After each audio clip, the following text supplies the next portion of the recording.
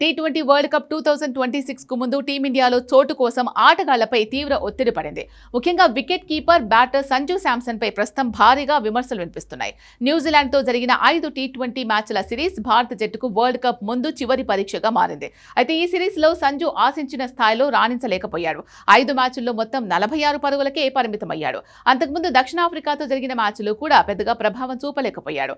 ఈ ప్రదర్శనతో సంజు స్థానం ఇప్పుడు ప్రశ్నార్థకంగా మారింది. మరోవైపు ఇషాన్ కిషన్ అద్భుతంగా రాణిస్తూ తన స్థానం మరింత బలపరుచుకున్నాడు. చివరి మ్యాచ్లో 103 పరుగులతో సెంచరీ సాధించి సెలెక్టర్ల దృష్టిని ఆకర్షించాడు. ఈ ప్రదర్శనతో జట్టులో తమ చోటును దాదాపు ఖరారు చేసుకున్నాడు. ఇషాన్ కు భారీ ప్రశంసలు అందుతుండగా సంజుపై విమర్శలు పెరిగాయి. అవకాశాలను సరిగా వినియోగించుకోలేకపోయాడు అనే అభిప్రాయం క్రికెట్ వర్గాల్లో వ్యక్తమవుతోంది. ప్రస్తుతం వరల్డ్ కప్ జట్టులో ఇషాన్ కు ప్రాధాన్యం దక్కే అవకాశాలు ఎక్కువగా కనిపిస్తున్నాయి. ఇలాంటి టైంలో సంజు భార్య చారులత రమేష్ సోషల్ మీడియాలో ఒక భావోద్వేగ సందేశాన్ని పోస్ట్ చేయడం చర్చనీయాంశంగా మారింది. ఎప్పుడైతే అంతా ముగిసిపోతుందో అప్పుడు తల వంచుకొని జీవితాన్ని స్వీకరించాలి.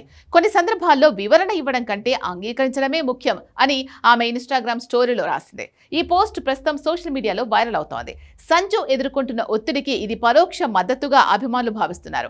వాస్తవానికి మొదట టీ20 వరల్డ్ కప్ కోసం ఎంపికైన జట్టులో సంజుకు ప్రధాన వికెట్ కీపర్ గా స్థానం దక్కింది. ఇషాన్ కు బ్యాకప్ గా మాత్రమే ఎంపిక చేశారు. అయితే గాయం కారణంగా తిలక్ వర్మ దూరం అవడంతో ఇషాన్ కు అవకాశం వచ్చింది.